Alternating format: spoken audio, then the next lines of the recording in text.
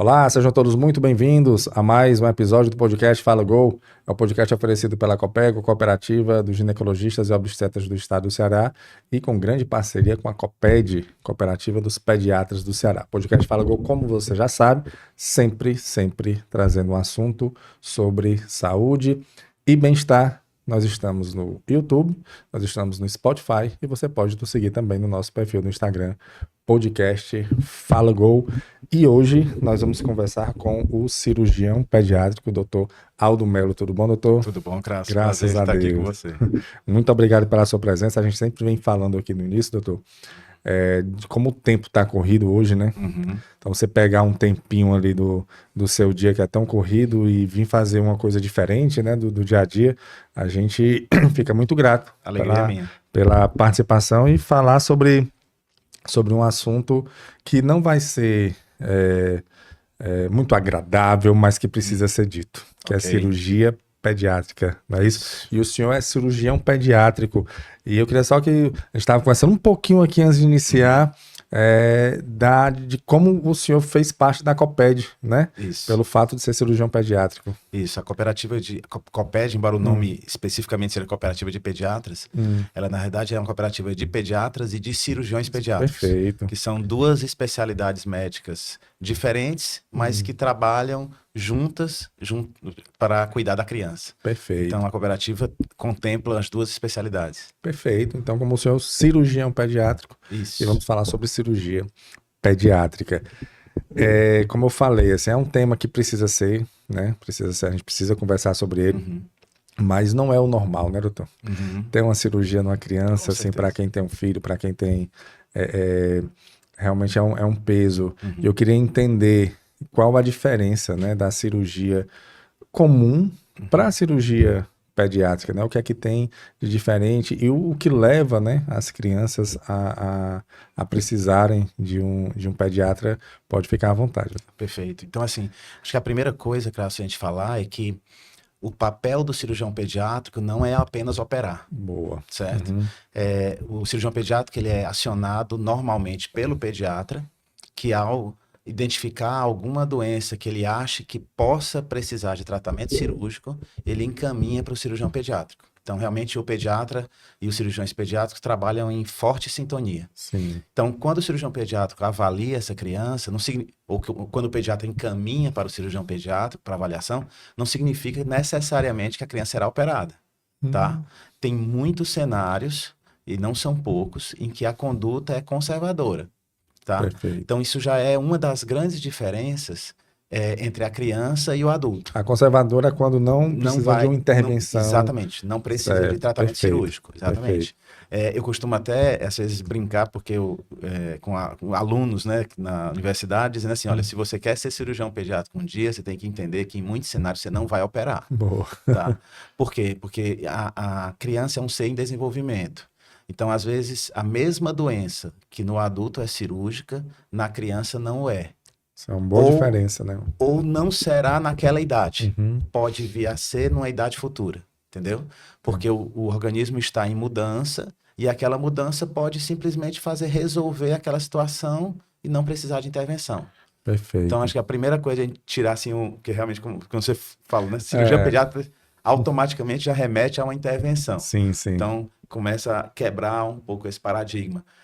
Quando o cirurgião pediátrico, por ter uma formação dentro da pediatria, ele tem esse viés mais conservador pela compreensão melhor da criança nesse aspecto. Perfeito. Então, o cirurgião, ele vai atuar mesmo não operando. Com né? certeza. A atuação dele é pegar ali no primeiro diagnóstico de um pediatra, no primeiro atendimento, na avaliação do pediatra, quando a criança vai até ele, ele... A solução, algumas vezes, não é a cirurgia. Não é a cirurgia. Perfeito. Aí, há situações em que ele não é a cirurgia, o pediatra fica tranquilo, continua o acompanhamento clínico. Há situações em que os dois acompanham juntos, porque aí são dois olhares que se complementam. Perfeito. Vamos acompanhar, no momento não é, mas a gente vai seguindo. Pode ser que nunca se transforme em cirurgia, pode ser que em algum momento necessite. Perfeito, certo? sim. Então, isso nem toda ida ao cirurgião pediátrico significa que vai precisar ser operado. Significa, Certo. não é sinônimo de Cirurgia de de cara. cirurgia. De Não, jeito nenhum. perfeito, isso é muito Tá. bacana. E até porque, doutor, eu já conversei aqui com outros cirurgiões, e inclusive de cirurgia fetal, Perfeito. né? Que tem, Uhum. você consegue fazer uma coisa assim fantástica, né? Que a Uhum. medicina consegue é fazer uma intervenção dentro da barriga da mãe ainda, Exato. né? A gente conversou aqui com cardiologistas que conseguem fazer cirurgia ali, Isso. resolver algum problema cardíaco na criança, são coisas assim bem, bem fantásticas. Então, a idade para a cirurgia em criança já é desde o nascimento. A qualquer momento já pode acontecer, é isso? Excelente pergunta. Então, assim, do jeito que o cirurgião pediátrico trabalha em sintonia com o pediatra, ele também trabalha em sintonia com o obstetra, certo? Boa. Porque hoje, como você já teve convidados aqui, com o advento do ultrassom, você passa a enxergar, digamos, um paciente bem mais precoce, que é o feto. Então, às vezes, lá o obstetra identifica uma determinada alteração que já saberá que será cirúrgico, tá? Aí o cirurgião pediátrico, a gente já conversa com a gestante, certo? Perfeito. Sobre o bebê que virá a nascer. E há situações, como você citou, da cirurgia fetal, eu faço parte da equipe que existe aqui em Fortaleza, né? Junto com os obstetras e com o neurocirurgião pediátrico, que é o Dr. Eduardo Jucá, em que a gente, às vezes, precisa intervir antes de nascer. Então, tem situações que necessitam de intervenção antes do nascimento, tem situações que o cirurgião pediátrico vai estar do lado do obstetra, na hora do parto, já para intervir logo ao nascer, certo? E haverá situações em que será preciso intervir nos próximos dias ou semanas, ou não precisar. Sim. Tá certo? Não precisar. Às vezes você conversa com a gestante, explica, olha, essa situação aqui, nesse momento, provavelmente não vai fazer nada, nós vamos aguardar, vamos fazer os exames após o nascimento, e existe uma grande possibilidade de simplesmente acompanhar. De não precisar operar. Dentro da mesma lógica de nem toda situação gerará intervenção. É o que todo mundo quer, né? Com certeza. Eu costumo dizer, ninguém quer que seu filho seja operado. Né? Isso é fato. Claro, né? Isso Na é menor fato. dúvida. Tá. E aí, então já dentro da barriga da mãe você já participa. Sim, Né? Então exatamente. a cirurgia pediátrica já é Antes no do feto, nascimento. antes de ser uma criança, ser um feto mesmo ainda. Exatamente. Às vezes, as situações em que a gente decide junto, obstetra, cirurgião pediátrico e neonatologista, por exemplo, se vai ou não antecipar um parto. Entendi. Por causa daquela doença que o bebê tem dentro do útero. Perfeito. Entendeu? E vamos falar o motivo, né? Vamos iniciar do começo da criança mesmo ainda no feto. Aonde é que o cirurgião pediátrico entra? Perfeito. Né? Assim, quais são as comorbidades que podem acometer um feto que precisa de uma intervenção? Perfeito. Eu vou voltar um pouquinho, Crasso, para facilitar as pessoas entenderem. A cirurgia pediátrica ela é uma subespecialidade da cirurgia geral. Certo? Então você é cirurgião. Eu sou cirurgião. Cirurgião isso. Especialista em... Perfeito. Perfeito. Então, o aluno, digamos assim, da formação médica, se graduou, se formou médico. Se ele quiser ser cirurgião pediátrico, ele vai fazer uma residência primeiro de cirurgia geral, que hoje são 3 anos. E depois ele vai fazer uma outra residência de cirurgia pediátrica, que são mais 3 anos. É uma outra faculdade. É outra faculdade, é verdade. 6 e 6 São 12 anos de formação, atualmente no mínimo. Então, antigamente, isso bote aí 30 anos para trás, você podia fazer pediatria como residência e depois ia para a cirurgia pediátrica. Isso hoje, já há muito tempo, não existe mais. Então, você faz a cirurgia geral e depois você faz a cirurgia pediátrica. Perfeito. Então, você passa 3 anos sendo formado só em cirurgia de criança, depois de ter sido treinado para a cirurgia, digamos assim, geral em adulto e criança. Dentro da cirurgia pediátrica, qual é o grande foco? São as doenças que acometem o trato digestório, então onde passa o alimento, digamos assim, o trato urinário, tá? E o trato respiratório. Então, as doenças do trato digestório, do trato respiratório, do trato urinário, que podem vir a necessidade de cirurgia, são objeto de atuação do cirurgião pediátrico, entendeu? Seja antes do nascimento ou após, seja em situações de urgência ou em situações programadas.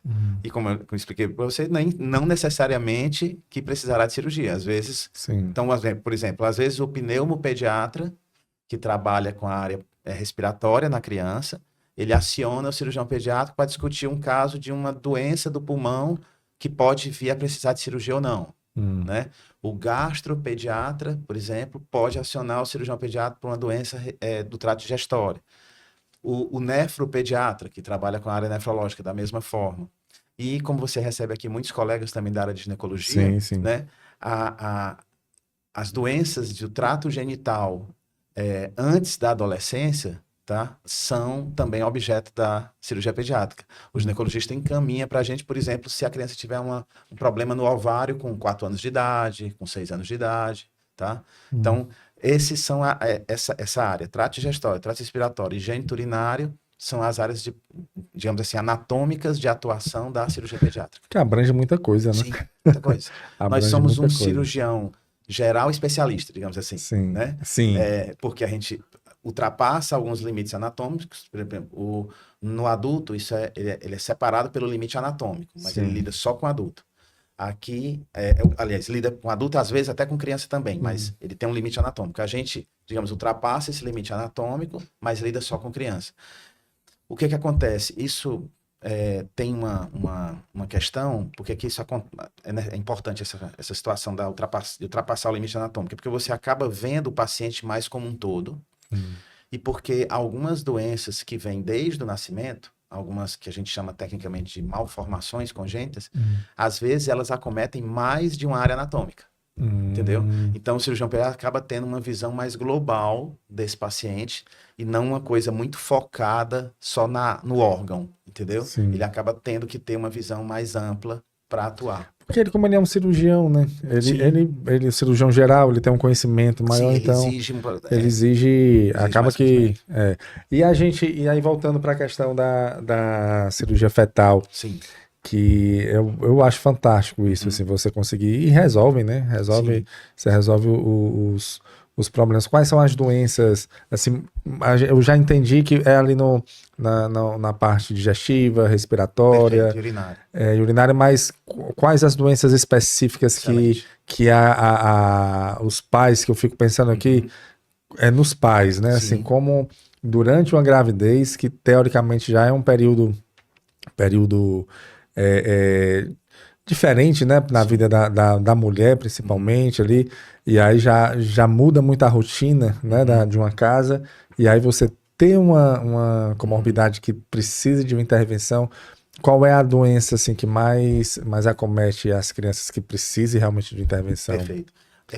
Você colocou um ponto importante no meio da sua pergunta, Crasso, que é a seguinte, tem dois, eu digo, na cirurgia pediátrica, eu digo que tem 2 cenários que são muito delicados, que é a gestante que recebe um diagnóstico de algo alterado no seu bebê, e lá na frente a criança que desenvolve câncer. São 2 cenários que para a família são muito desafiadores, porque principalmente a mãe, Crasso, ela traz com elas muitas vezes um sentimento de culpa sem ter, tá? Ela sempre acha ou muito, na maioria dos casos, que ela deixou de fazer algo para o bebê dela ter tido uma doença. Ou ela poderia ter feito algo que é por isso que o bebê teve a doença. Então, por exemplo, as malformações urinárias. É muito comum você dar o diagnóstico no pré-natal. Só que muitas dessas malformações urinárias você não vai nem precisar intervir. A gente fez uma vez um estudo na universidade, com entrevista com mães que tinham diagnóstico intraútero, e a gente detectou como isso impacta mentalmente para elas, sabe? Porque há uma tendência de você sempre pensar no pior. Então, às vezes, é uma pequena alteração no rim que pra gente, assim, não, isso aqui é tranquilo, isso aqui a gente só descobriu porque tem ultrassom, mas provavelmente isso não vai dar em nada, digamos assim, não precisa operar nada. Mas ela já tá pensando que ela tem culpa de algo, certo? E que aquilo pode até levar o filho dela a ter que estar num transplante renal, né? Essa percepção de gravidade, ela é muito forte quando é um familiar próximo a gente. Então, primeira missão, como é do obstetra e também do cirurgião pediátrico, é tirar esse elemento. Olha, não há culpa. Tirar esse peso, né? Esse peso. Isso é importantíssimo, é importantíssimo. Porque afeta até o desenvolvimento da gravidez em si, né? Porque uma mãe é um estresse, ansiedade. Com certeza. Impacta. A gente conversou aqui com outros pediatras, falando a importância dos 1000 primeiros dias. Perfeito.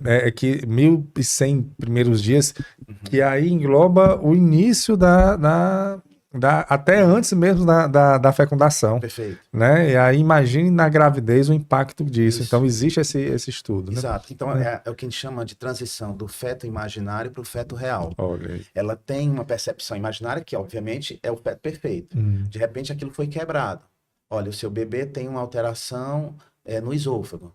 O seu bebê tem uma alteração no pulmão. Isso causa um impacto muito forte. Então, o primeiro trabalho do cirurgião pediátrico, assim como do obstetra é de retirar esse elemento de culpa. E isso não é porque é para agradar, eu costumo dizer, não é para agradar, é porque realmente não há, tá? Na grande maioria das malformações, a medicina não sabe por que aquilo acontece. Aquilo acontece de forma aleatória em grande situação, uma parte das situações. Definido isso, chegando à sua pergunta, você vai ter situações que não adianta intervir antes de nascer, isso já documentado pela literatura, e que uma intervenção antes de nascer era prejudicial Sim. ou ao bebê e ou à mãe, tá? E há situações que necessitam intervenção e que podem ser resolvidas, por exemplo, por uma entrada de um pequeno aparelho e que ele não resolvida completamente, mas parcialmente, entrar com um aparelhinho e colocar alguma coisa, algum dispositivo, por exemplo, lá dentro. Então, há situações do trato urinário bem específicas, tá, Crasso? Isso é tudo bem mapeado, tá? Porque sempre há um risco para o bebê e para a mãe. Então, há uma frase muito utilizada que a gente usa na ética materno-fetal. Nem tudo que pode deve ser feito, tá certo? Porque você pode, às vezes, fazer mais mal do que bem.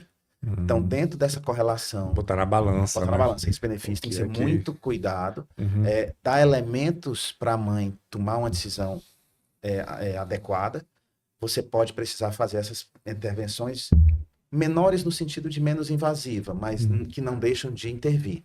Sim. Até a cirurgia fetal, onde você precisará expor o útero, abrir o útero e operar o bebê lá dentro, tá?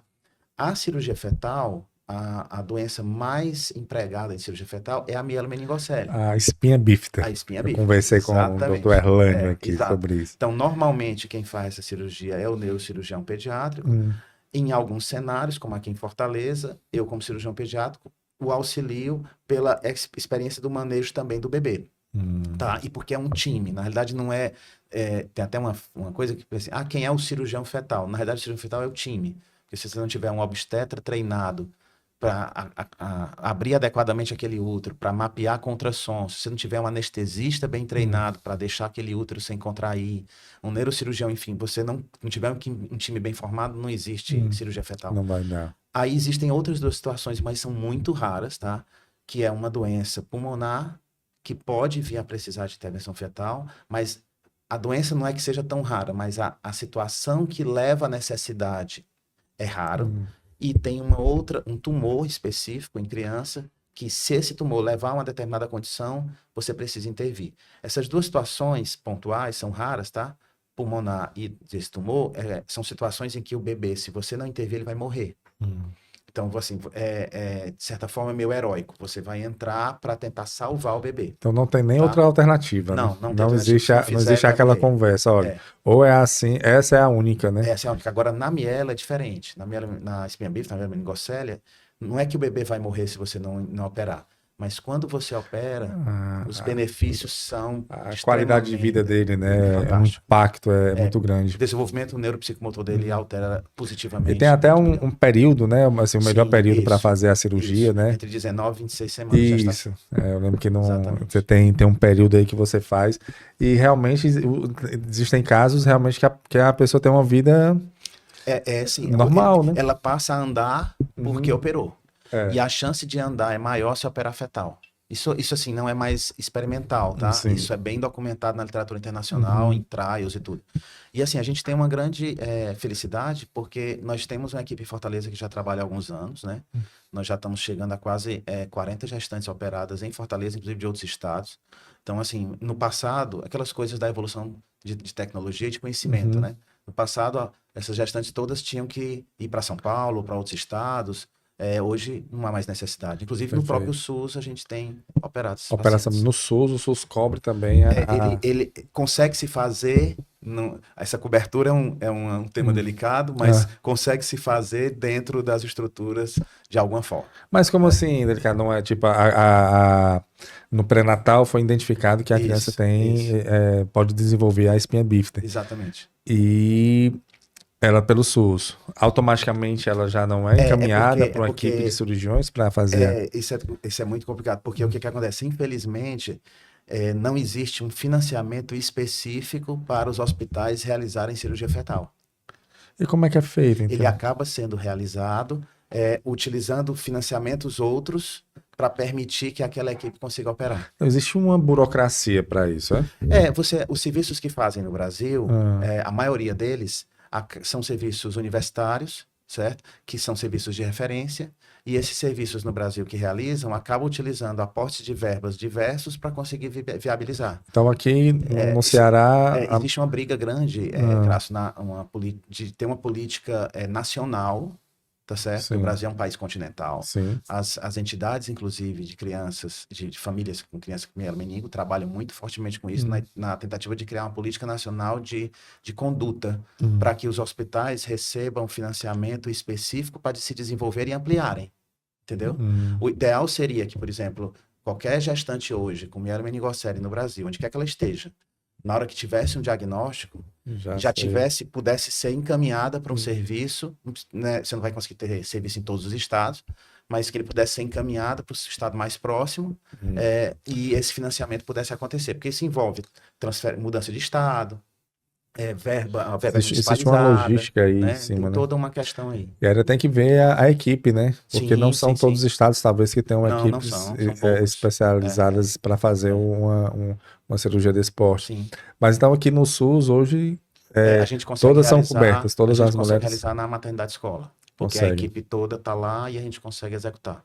Né? Perfeito, perfeito. E aí, para a gente finalizar aqui a espinha bífida, que é o pessoal assistindo a gente falando disso, mas é perigoso isso, assim, em termos de qual é a quantidade de crianças que podem ter? Existe um número? É raro? Não é tão raro, porque assim, você houve uma redução dos casos no mundo quando começou a melhorar a complementação com ácido fólico, né? Só que, assim, nem toda gestação a pessoa usou o ácido fólico porque teria que tomar antes de engravidar. Então, você mesmo nos países desenvolvidos, você ainda tem uma taxa alta. O que acontece é que em muitos países desenvolvidos, a questão do aborto é mais liberada. Então, muitas vezes essas crianças acabam sendo abortadas, né? E não é nem oferecido o tratamento. Entendeu? Não, poderia ser oferecido muito mais no fora se não houvesse essa liberação. Você consegue ter o diagnóstico ali, né? Porque uma criança que é, como exemplo, muitos desses casos operados, assim, a gente tem criança, assim, talvez estivesse aqui do lado da gente, como são, você não diria que ela teve uma mielomeningocele ou que foi o que sequer que foi operada fetal, entendeu? Então, é uma mudança completa de resultado. O senhor começou a operar mielo há quanto tempo? Nós começamos aqui em Fortaleza em 2019. 2019, então existem crianças aí já com seus 6 anos. Sim, aí. Exatamente. Nós exatamente. Olha que coisa boa, Com né? certeza, é isso mesmo. Perfeito. Então, vimos que na parte fetal, o cirurgião pediátrico ele atua muito, assim, o que mais tem seria a mielo. Junto com o neurocirurgião. Na verdade, o neurocirurgião é o neurocirurgião pediátrico. A equipe, né? É ele que faz Ele é especialista a dar o pontinho lá na medula do feto. Ele é o cara treinado. Mas o cirurgião pediátrico está lá junto com a equipe que tem obstetra. Não tem como você falar apenas de um profissional, não dá, né? É como você falou, é um time mesmo, senão a coisa não anda. E aí, quando a criança nasce, quais são as comorbidades ali do trato respiratório, do digestivo, que o cirurgião pediátrico ele tem que intervir? Pronto, então tem muitas alterações que causam, digamos, obstrução por onde passa o alimento. Tá? Então, seja na parte superior aqui do esôfago, até onde iriam sair as fezes, digamos assim. Então, você tem vários pontos de possível obstrução porque não desenvolveu adequadamente. No pulmão também tem uma série de lesões que podem acontecer por mau desenvolvimento do tecido pulmonar, que não necessariamente precisarão ser operadas, Sim. algumas serão, outras não. E na parte urinária também, situações que dilatam, digamos assim, a área onde a urina passa, que podem ser transitórias, ou seja, vai desaparecer. Se não tivesse ultrassom, talvez nem soubesse que Não tinha, soubesse, entendeu? A sim. criança nasce, você não, Aham. não tem nada. Fica só para preocupar a mãe ali. Para gerar estresse. É. E outras situações, assim, graças a Deus existe ultrassom, Claro. porque a criança nasce e você diz assim, não, essa criança é normal, ela não tem nada, mas na verdade você sabe que ela tem, porque o Sim. ultrassom detectou que tinha um rim dilatado, aí medidas precisarão ser tomadas para que ele não tenha uma infecção, entendeu? Porque se não fizer, terá uma chance alta de ter infecção bebê, e podem vir a necessidade de intervenção cirúrgica com o passar dos meses ou anos. É a partir de quantos anos que pode fazer essa cirurgia? Não, aí tem situação, Crasso, que às vezes você tem que intervir nas primeiras semanas de vida. Por exemplo, essas alterações do trato digestório, normalmente você já fala para a gestante, para o pai, para a mãe, que assim, olha, o seu bebê ele não vai para casa antes de ser operado, certo? Ele vai nascer, ele vai ficar na unidade neonatal, vai ser à vista com o pessoal da terapia intensiva neonatal, a gente vai fazer exame X, Y e Z, e ele será operado talvez com 2, 3 dias de vida, por exemplo, entendeu?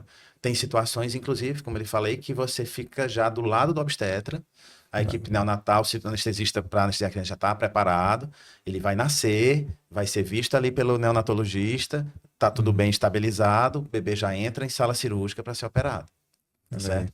Então, assim, tem situações desde operar fetal, que é menos comum, né? Mas são situações pontuais. Vai ter a situação, também não é tão comum, graças a Deus, hoje em dia, de ter que operar imediatamente a nascer, mas tem muitas situações que precisar operar ali com poucos dias de vida. A gente conversou aqui com a doutora Cid Neumann. Perfeito. Ela falando foi o tema, rapaz, que é os segundos de ouro, é o tempo de ouro, são os primeiros, é o primeiro minuto, é o minuto de ouro, que é o primeiro minuto que eles estão ali quando a criança nasce, que o pediatra tá, né, independente de como tenha sido a gestação, pode ter sido uma gestação totalmente normal, mas o pediatra tá ali aguardando para ver qualquer tipo de comorbidade, alteração e nos primeiros segundos, dependendo de como a criança é recebida, dá para salvar a vida da criança. Perfeito. Né? Eu achei fantástico isso, porque ela falou de reanimação neonatal. Reanimação neonatal, exatamente. Ela Rapaz, eu fiquei impressionado com isso, porque você consegue identificar ali na hora.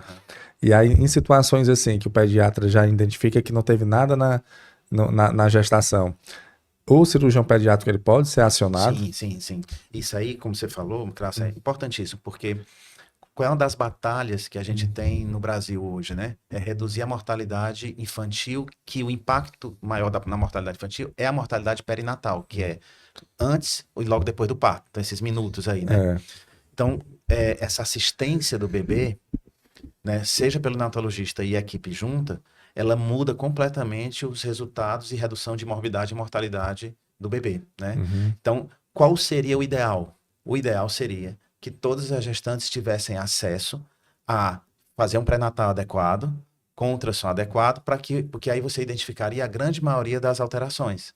Por exemplo, essas alterações que você já sabe que o bebê vai precisar operar, a gestante já tem que ter o seu parto numa unidade pública ou privada, que já tenha unidade de terapia intensiva neonatal, que já tenha cirurgião pediátrico preparado para receber, para você não ter o parto num local e o seu bebê, depois de nascer, tem que ser transferido. Porque esses primeiros momentos são fundamentais, né? Exatamente. Então, assim, você já está com a equipe preparada, olha, vai operar no hospital X, aquele hospital, você já sabe que o cirurgião pediátrico já está lá, já tem neonatologista treinado, dependendo do nível de gravidade, você já consegue resolver lá. Infelizmente, como a gente não tem isso em todos os cenários, acontece como você falou. Às vezes nasce no público ou mesmo no privado.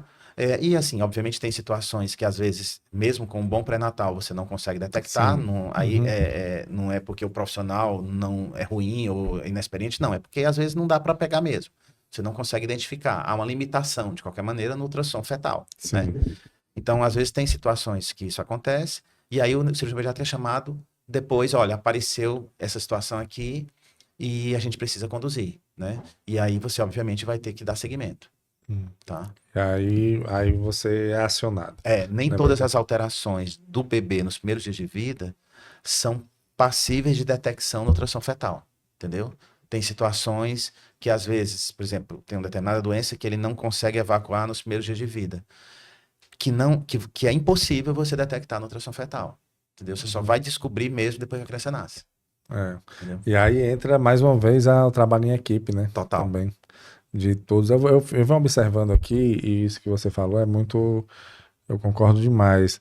A equipe multidisciplinar, né? Sim. Que se chama que hoje em dia é de extrema importância. Você consegue ter especialistas Uhum. em assuntos bem específicos, né? Exatamente, exatamente. Você vê uma área que às vezes as pessoas não lembram, né? Por exemplo, radiologia. Radiologia, assim. Olha, a importância que faz um radiologista com experiência em criança é um negócio, assim, Olha aí. absurdo, sabe? Porque o obstetra com experiência em medicina fetal, ele já está acostumado a ver o bebê ali, com ultrassom, e um bom obstetra com medicina fetal de ultrassom, ele vê, assim, ele mapeia hoje em dia, você não tem noção do grau de detalhamento que ele consegue no ultrassom. Sim.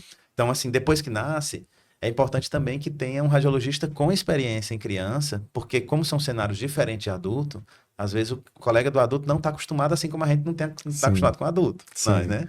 Então, radiologista com experiência em criança também é outra situação. Faz a diferença. Faz muita diferença. Olha aí. Interessante. E até quantos anos atua, né? assim, até quantos anos é dito, ó, é uma cirurgia pediátrica? Perfeito. Essa é uma pergunta sempre muito boa. Excelente. Esse aqui vai ser por você, esse daqui não é, até que idade, né? Pode dizer. O que é que acontece?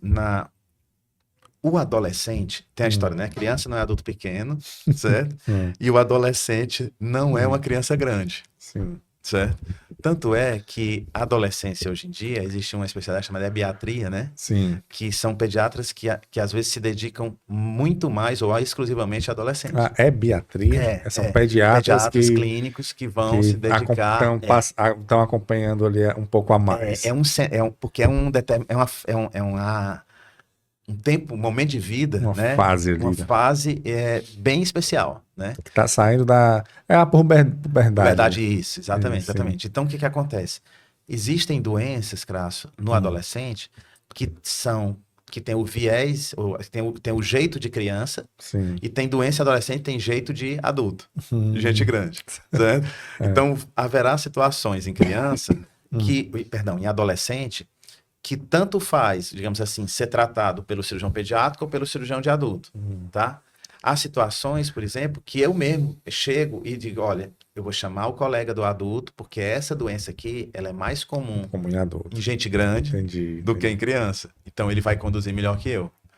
E haverá situações em que chega o adolescente para o adulto e ele diz assim, Aldo, eu preciso de você porque essa doença aqui é mais comum em criança, entendeu? Então, eu tenho uma área ali de transição. Por exemplo, uma pergunta até para informação pública, né? Muitas emergências privadas, a gente atende a cirurgia pediátrica até 15 anos. Porque depois de 15 anos, é muito comum a maioria das doenças serem de viés adulto. Certo?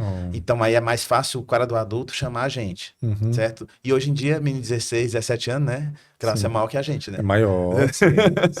Então, assim... A gente conversou aqui com alguns profissionais ginecologistas que atuam com adolescência. A partir de 9 anos, as meninas já estão entrando na puberdade. Por exemplo, na própria ginecologia, tem doenças do adolescente que eles realmente... o foco é o ginecologista. Entendeu? Aí você vai ter já doenças ginecológicas numa criança de 6, 7 anos cirúrgicas, que aí o ginecologista vai dizer, preciso da sua ajuda aqui, porque é uma lesão que é mais de viés de criança. Onde é que há uma questão aí de idade muito forte, porque isso é uma questão até de legislação, Crasso, em relação ao tratamento do câncer, tá? Então, os centros de tratamento de câncer, a pediatria conduz até fazer 18 no Brasil. Tá? Há uma discussão aí de mudança para 21, porque é uma discussão sobre isso, mas em geral 18. Nesse cenário aí, mesmo assim, eu vou ter doenças que são de viés criança e de viés adulto. Então, você pode precisar, sim, em alguns cenários, de você pedir para o cirurgião oncológico de adulto e não o cirurgião pediátrico que trabalha dentro da oncologia lidar, entendeu? Eu não entendi. Existe uma idade específica ou... Uma criança para fazer uma quimioterapia, por exemplo, Sim, tá certo? O paciente sim. fazer uma quimioterapia no sistema público, por exemplo, Hum. que é o sistema que vai estar organizado para isso, no sistema público, né? Para você fazer uma quimioterapia num paciente adolescente, tem que ser num serviço de pediatria, tá? Sim. Quando ele faz 18, é que ele pode ser transferido para um serviço de adulto. Então até 18 anos seria... Seria pediátrico. Pediátrico. Tem que ser num serviço de pediatria. Porque Uhum. o correto, a rigor, por isso que eu comecei falando que o adolescente não é ele nem é uma criança grande, nem um adulto pequeno, Uhum. tá? É que tem estudos muito interessantes sobre isso, que o ideal seria você ter enfermarias de adolescentes, entendeu? Imagine que um adolescente internado num hospital de adulto, numa enfermaria, que não seja quartos, tá bom? Sim. Ele vai estar ao lado ele com, vamos supor, 16 anos. Ele vai estar internado do lado de um adulto de 30, de um adulto de 40. Uhum. Não é o ideal, você concorda? Entendi. Numa Sim. enfermaria com todos. Por outro lado, também uma criança, um adolescente de 17 está internado numa mesma enfermaria de uma criança de 10, Já também não é legal. Já tá. Entendeu? Uhum. Então, assim, falta, isso é uma coisa que precisa ser trabalhada, certo? Uhum. Na saúde pública, esse entendimento de que a criança, o adolescente, precisaria de um espaço para ele. Certo? A gente conversa muito isso, assim, enquanto gestão, com os pediatras, porque isso é uma necessidade na saúde pública brasileira, desse entendimento, sabe? Não dá para simplesmente juntar e achar que adolescente e criança é tudo igual ou que adolescente e adulto é tudo igual. Se você tem quartos separados, como você vai ter no ambiente privado, é uma coisa, né? Ele tem a sua individualidade, mas bem preservada ali. Sim. Quando você trabalha numa enfermaria onde você tem várias pessoas... Até mesmo no privado tem enfermarias também, enfermaria, né? mas aí você consegue manusear, às vezes, melhor, botar mais adolescente junto, porque a demanda é menor. Entendi. Né? Mas no sistema público isso é mais complicado. Até porque a demanda no serviço público é bem maior, grande, né? Tem alguns hospitais públicos que já estão começando, pelo nível de demanda, a começar a gerenciar isso, de procurar ter enfermarias de adolescentes. Tem estudos, inclusive, internacionais sobre isso, sabe?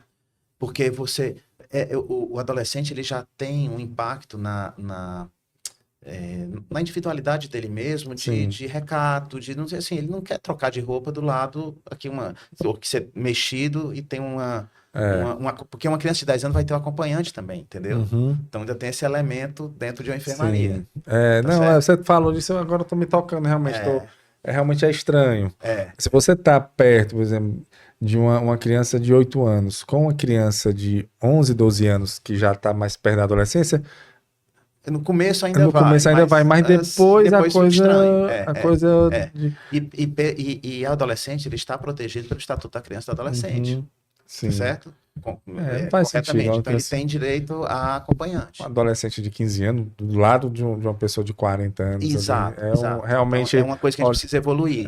Entendeu? E principalmente no momento de vulnerabilidade ali, exatamente, né? É uma situação muito complicada que você não sabe exatamente o que é que acontece. Então, existe esse... Eu percebi que não é uma coisa assim tão exata, né? Não é.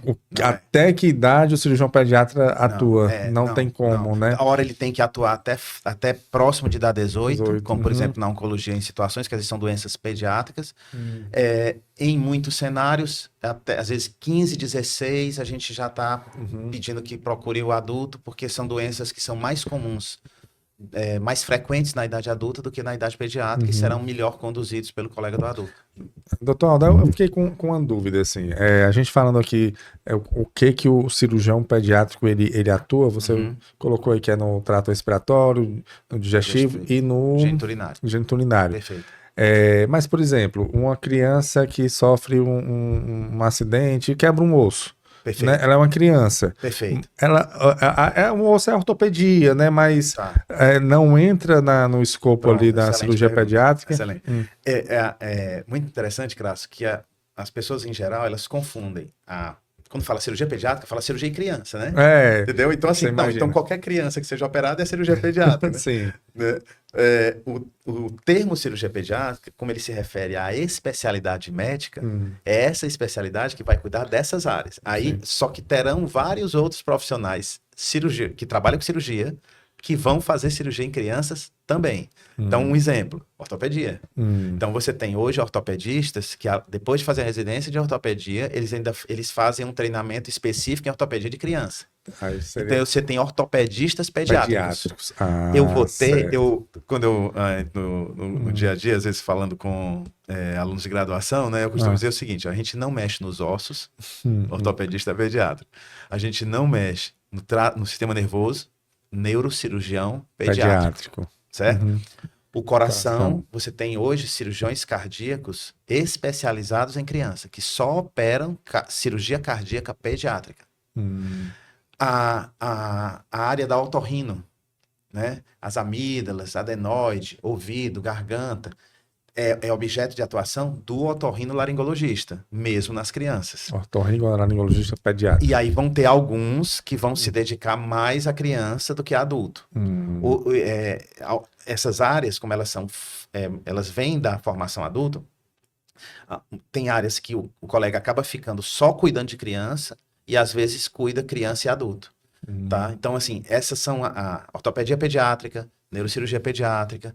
E aí é interessante, porque a gente ainda carece, sabe, de uma certa normatização no nosso país em relação a algumas dessas áreas, certo?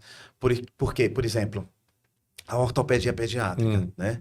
A ortopedia pediátrica, ela não é hoje ainda considerada pela legislação uma especialidade real, certo? Como a neurocirurgia pediátrica não o é. Então, você tem colegas que se dedicam especificamente à neurocirurgia pediátrica, mas você não tem essa área designada. Mas não tem uma residência de ortopedia pediátrica? Ela tem um treinamento específico, mas você ainda não tem essa normatização dentro da sociedade. Então, por exemplo, você tem um hospital que quer fazer um concurso público para neurocirurgião pediátrico. Você não pode. Porque isso não está na legislação. Não está na legislação. Então, algumas dessas áreas que lidam com criança, elas ainda carecem de uma normatização do governo, digamos assim, para que você possa, por exemplo, fazer um concurso específico para isso, né? Para aquela área daquela formação. Entendo.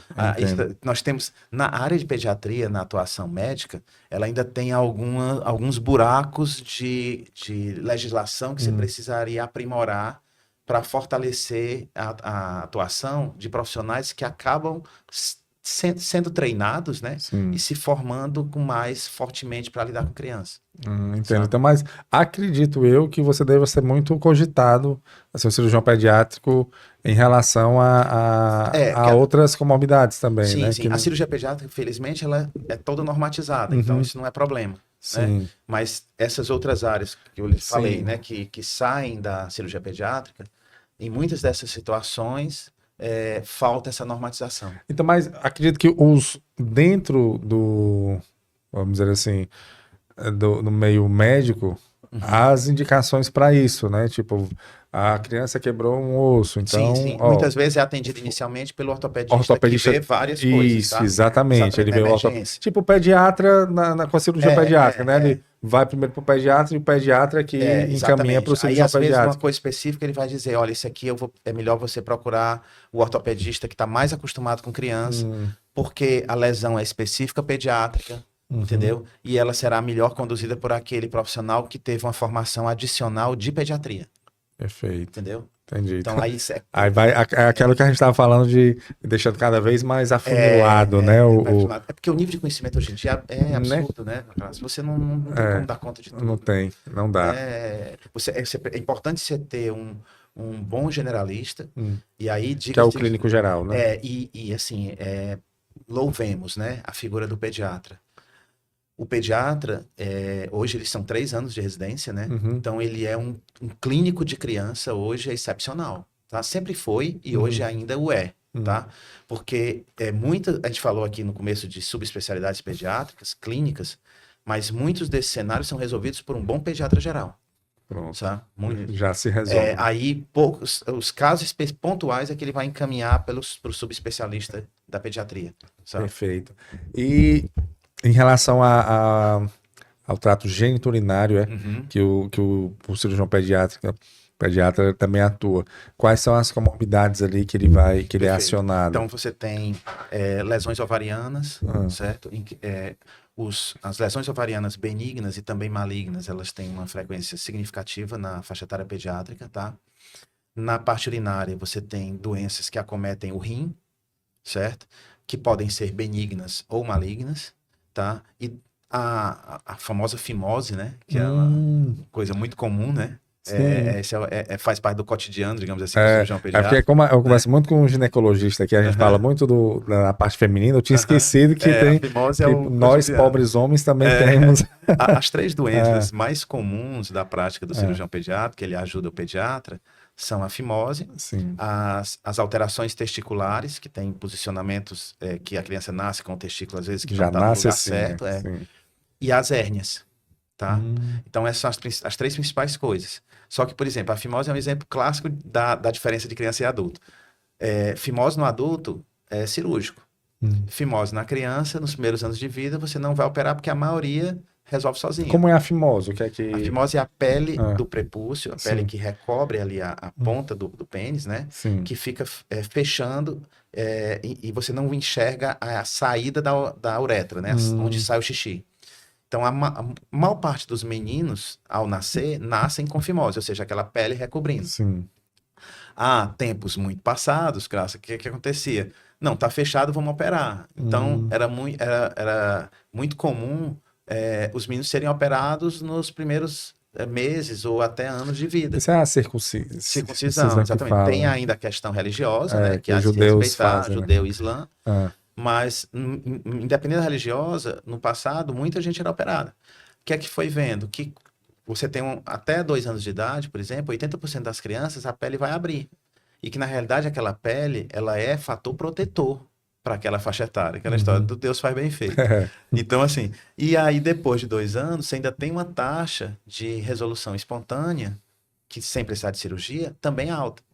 E depois, mais recentemente, assim, das últimas décadas, surgiu a possibilidade de tratamento com medicação tópica, com uma pomada que você usa de corticoide. Então, assim, a maioria Deus resolve, né? Os que Deus resolve tem uma taxa de resolução espontânea aplicada no momento correto, de forma correta, porque tem isso também, da pomada de uns 80%, e aí depois os que não resolvem é que se opera. Entendeu? Então, a cirurgia pediátrica, ela é o final. É o Né? final. Assim, é a Então, última por exemplo, opção. aquilo que a gente conversou no começo, né? A fimose, desculpa, é um cenário muito comum de o pediatra, às vezes, pedir a opinião do cirurgião pediatra, para saber se vai operar ou não. Aí a gente vai avaliar, às vezes quando a família fica angustiada, mandou para o cirurgião pediatra, isso significa que vai operar, né? Não, às vezes você vai lá avaliar, ele quer uma posição para saber se aquela criança tem realmente indicação ou não. Em muitos cenários a gente, não, olha, explica para a família, olha, nessa situação aqui não vai precisar por causa disso, disso e disso, vamos ajustar isso aqui, e tem cenário que você vai precisar operar. Tá? É aquela coisa, né? Que o cirurgião está lá e muitas vezes não precisa atuar, Não né? precisa atuar, Não precisa atuar, exatamente. perfeito. E nas meninas, quais são as... Nas meninas, você tem... mais o ovário, a questão que você ovário, falou, né? E tem, que às vezes alguns chamam de fimose feminina, né? No sentido de ser, tem uma situação que é uma aderência na região da saída da vagina que pode acontecer em meninas. Que essa aderência também é uma coisa também interessante, porque no passado, tecnicamente, você chama de sinéquia de pequenos lábios. Os lábios pequenos ali da saída da vagina. No passado, todos você intervia. Também foi se compreendendo que, com o passar do tempo, que muitas dessas situações é melhor você aguardar e também não intervir. É outra situação que também, às vezes, vai para o cirurgião pediatra para avaliação e a gente vai ver se vai precisar de intervenção ou não. Deus resolve, né? Total, muita coisa. A gente tem que ter muito cuidado, Crasso, com isso, né? Isso, inclusive, assim, agora abrindo um pouco aqui, né? Você trabalha muito com isso aqui, com vários profissionais, né? Já deve ter ouvido isso muitas vezes. Sim. A gente tem que ter muito cuidado com o que o americano chama de overtreatment, né? É o super tratamento, né? É você indicar demais as coisas.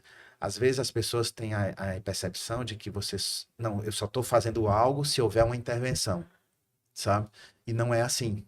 Às vezes, a melhor intervenção é você observar, certo? Acompanhando. Deixar que a natureza resolva as coisas dela e você observar. Não é uma não ação, é uma ação de vigilância e de observação. Você não toma decisão só intervindo. Você toma decisão também não intervindo. Não intervindo, entendeu? eu entendi. Sabe? Até porque, como você falou no início, né? É diferente, aí é a grande diferença da criança para o adulto. Exatamente. Porque o adulto, quando é diagnosticado, ele foi diagnosticado, Exato. né? A Exato. criança, ela foi diagnosticada, mas o corpo está em mudança, Exato. né? Ele vai se adaptando. Eu lembro, você falando aí da filha do Thiago Leifert. Uhum. Não sei se você viu, acompanhou, mas ela teve uma doença na retina, no olho. Retinoblastoma. Isso, Exatamente. pronto, é um câncer, né? Isso. E ele falou, porque eu achei interessante isso, porque ele disse que como o cérebro da criança vai se adaptando, por mais que ela esteja com algum problema no olho, ela conseguia interagir, Perfeito. né? Porque poderia estar vendo quase nada, mas eu estar com algum problema ali, mas vai se adaptando, né? Então, isso acontece também com os diagnósticos ruins. A criança, o corpo vai se ajeitando Sim. e a mudança é muito rápida. Eu quebrei esse braço aqui, por isso que eu falei da ortopedia. Eu tinha 13 anos e ele partiu o osso do outro, assim. E em 2, 3 meses eu já estava bem. Perfeito. Entendeu? Eu fiz a cirurgia, a gente colocou uma platina, não lembro na época, e eu fiquei com ele imobilizado, mas assim, o médico olhou para mim e disse, uma recuperação muito rápida de um membro que foi... Tem lesões, Crasso, por exemplo, que a gente chama contusa, né? Por exemplo, um acidente de carro em que a criança rompe o baço, certo? Sim. Que a gente não faz nada. Não faz nada que eu digo assim, não é que não opera. A Sim, gente faz sim. muita coisa, mas não opera. Entendeu? Não opera, A né? finalidade do cirurgião É não será operar. acompanhar a criança, porque, obviamente, se tiver mudança ali que precisa intervir, ele intervém. Então, assim, não tem como conduzir sem o cirurgião pediatra, entende? Porque ele tem que estar ali do lado, mas a função dele é vigiar e observar se em algum momento se operar. Mas a maioria das lesões de baço, por exemplo, de um acidente dessa forma que não seja que ele chama contuso, né? Se não houve uma penetração do abdômen, não é uma faca, uma bala, uma coisa assim. Sim. Resolve espontaneamente. Olha aí que Ele bacana. para de sangrar, estabiliza, entendeu? E você deixa ali a criança em observação um período e tudo se cicatriza. Perfeito. Fígado da mesma forma, rim em muitos dos casos também. É de fácil regeneração, né? Assim, a criança, ela vai... Em relação ao pulmão, a gente falou da doença no respiratório. A doença respiratória do pulmão tem duas situações muito comuns. Uma são as pneumonias que podem evoluir com derrames no pulmão, ao lado do pulmão, né? Que tecnicamente chama empiema. Então, algumas dessas situações você precisa intervir para tirar esse pus que está lá e a pneumonia ser curada, tá? Mas até isso é interessante, porque mais recentemente tem se descoberto medicações que, em vez de você precisar entrar dentro do pulmão, você coloca a medicação ali pelo um pequeno dreno que o cirurgião colocou e aquela medicação desfaz aquele pus. Pronto. Até isso mudou. Pra... Antigamente a gente entrava tudo por cirurgia, né? E vou aproveitar e puxar aqui que você falou do Thiago Leifert, né, da história do retinoblastoma, né? O retinoblastoma é um câncer, né? E, coincidentemente, hoje é dia 15, que é o dia da conscientização do câncer infantil. Olha aí. Entendeu? Hoje é o que a gente aproveita para lembrar a importância do diagnóstico precoce, que foi o trabalho que o Thiago fez. Ele fez um trabalho fantástico, pesado lá em cima. Porque Ele fala de olho nos olhinhos. Ele colocou, achei tão bacana o tema, era de olho nos olhinhos. Exatamente. Por exemplo, quem vai intervir cirurgicamente aí será o oftalmologista. Você vê aí outro profissional que chega aqui para cuidar, ajudar as crianças, né? O oftalmologista. Sim. Mas também a importância do diagnóstico precoce, porque o câncer na criança, diferente do adulto, no adulto você chega e diz, olha, não beba, não fume, né? Porque o cigarro, a bebida tem muita relação com o câncer. Na criança, o câncer não tem uma causa. Então, uma causa que eu digo é evitável. Sim. Então, a gente falou até no início, né? O outro momento importante de vulnerabilidade, que é o seu filho estar com câncer, né? Então, primeira coisa, tirar da família o peso de culpa. Né? Não há culpa. E aí não é para agradar, não há culpa. Porque não há nenhuma documentação assim, não, porque você comeu isso e por isso teve isso. Não existe isso. São mutações aleatórias que pode acontecer com qualquer criança. E que aí qual é o desafio? Diagnosticar logo. Então, diagnosticou logo, com tratamento adequado, a maioria vai curar, tá? Entendi. A taxa de cura hoje é muito alta em criança. Em muitas situações, ela vai lhe trazer o convite de casamento. Boa. Tá certo? Nós temos, não só eu, como outros, né? Assim, às vezes você recebe como aluno, né, na universidade que teve câncer quando era criança. Olha entendeu? aí, que bacana. Então, aí eu preciso de um diagnóstico precoce e eu vou precisar de equipe multidisciplinar de novo, De novo. oncologista pediátrico, cirurgião pediátrico, oftalmologista aí no caso do retino, o ortopedista no caso das tumores ósseos, né? Perfeito. Então, já juntar todo mundo para poder conseguir bons resultados. Como o Brasil, ele não é mais um país subdesenvolvido, Crasso, então, assim, as pessoas ainda acham, isso é muito comum, elas acham que a maioria das crianças ainda morrem de verminose, de desnutrição. Não é, né? Não é mais, né? Não é mais. Então, assim, felizmente, nesse ponto a gente Sim, conseguiu sim. avanço. Então, proporcionalmente, o câncer aparece. Então, não é que em número absoluto ele seja grande, mas É porque agora tem mais crianças para poder... exatamente. Ele antes morria de desnutrição lá 50 anos atrás, e essa criança desenvolve. Então, você começa a aparecer os cânceres, entendeu? Entendi. O perfil muda como fosse para país desenvolvido. Sim. Então, principalmente acima de 4, mas também em muitas situações acima de 1 ano de idade, a principal, depois dos acidentes, que a gente chama causas externas, né? A principal causa de mortalidade é o câncer.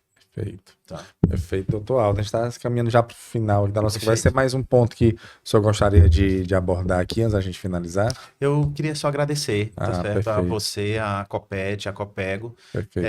A gente, como cirurgião pediátrico, né, que trabalha muito em sintonia, tanto com os obstetras como os pediatras. Então, assim, quando eu recebi o convite, foi com muita alegria. Te agradeço. Então, assim, já vim acompanhando as atividades de vocês. E é muito importante essas ações suas, porque essa compreensão de que a criança não é adulto pequeno, né? Muito bom. É fundamental. Isso impacta não só na assistência, isso impacta na gestão, isso impacta em construções de hospitais, isso impacta em tudo, sabe? Então, é algo que precisa tocar as pessoas, né? Não só a sociedade que precisa do serviço, mas a parte da sociedade que constrói e que gere serviços, claro. né? Seja no público, seja no privado, para que a gente consiga atender adequadamente. Perfeito. E pela nossa conversa aqui, assim, o que saiu de uma visão que eu estou tendo agora, é que realmente há uma diferença grande. Né? Com certeza. E se há uma diferença grande, o tratamento e a forma com que o tratamento chega, ele tem que ser diferente também. Né? Não tem como igualar, nivelar ali de igual para igual. Exatamente. Não dá. Até no diagnóstico, né? A gente conversou muito aqui que eu percebi. Um diagnóstico numa criança não necessariamente o resultado vai ser cirúrgico. Exatamente. Né? E isso, em termos de saúde pública, é de extrema importância. Exatamente. Porque o gasto que você poderia ter, né? Assim, economicamente social realmente precisa ser levado a sério, precisa ser falado, precisa ser debatido, precisa estar nas discussões aí dos nossos gestores. Exatamente. Né? Mas, doutor, é isso aí. Tony, eu queria deixar um Instagram dele aqui, por gentileza. Pode colocar aqui, é o doutor DR Aldo Melo, né? Pode descer um pouco aí. Que isso dá também alimenta. O Instagram hoje é um canal de comunicação bacana, né? Que você consegue passar, né? Tá perfeito. Então, qualquer coisa, siga também o doutor Aldo, tá bom? Obrigado, Tony. Doutor Aldo, pois, muito obrigado. Obrigado, eu que agradeço. Obrigado mesmo pela sua participação. A gente está fazendo alguns episódios ao vivo. Né? Não, a gente está fazendo alguns episódios ao vivo. E eu queria convidá-lo para a gente fazer ao vivo também, porque a gente abrir perguntas, né? Exatamente. Eu acho interessante ter perguntas pra gente colocar, tá bom? Então, muito obrigado. Esse foi mais um episódio do nosso podcast Fala Go. É o podcast oferecido pela Copego, Cooperativa dos Ginecologistas e Obstetras do Estado do Ceará, e também em nossa grande parceira, a Coped, Cooperativa dos Pediatras do Ceará. Saúde e muita paz para todos nós, e até a próxima, se Deus quiser.